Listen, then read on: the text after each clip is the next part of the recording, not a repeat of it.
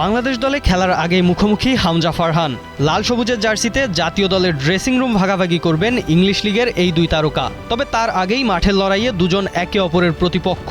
নিজ নিজ ক্লাবের হয়ে ট্রফির লড়াইয়ে মাঠে নামতে যাচ্ছে তাদের ক্লাব ফুলহাম ও লেস্টার সিটি। তাই তো এই রোমাঞ্চকর ম্যাচ দেখার জন্য হাজার হাজার বাংলাদেশি দর্শক মুখিয়ে থাকবেন টিভির পর্দায়।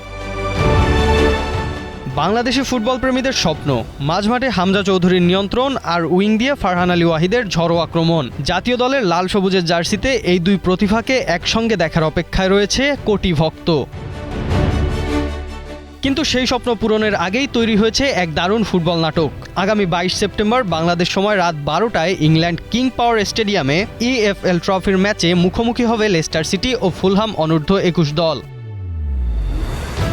লেস্টারের নীল জার্সিতে মাঠ মাতাবেন হামজা চৌধুরী। অন্যদিকে ফুলহামের হয়ে গতি আর ড্রিবলিংয়ের ঝলক দেখাতে প্রস্তুত ফারহান আলী ওয়াহিদ, একজন অভিজ্ঞতার প্রতীক, অন্যজন ভবিষ্যতের স্বপ্ন। তাই তো এই ম্যাচে কেউ কাউকে ছাড় দিতে চাইবেন না, কারণ লড়াইটা শুধু দুই ক্লাবের নয়, দুই বাংলাদেশি ফুটবল প্রতিভার নিজেকে প্রমাণের মঞ্চ।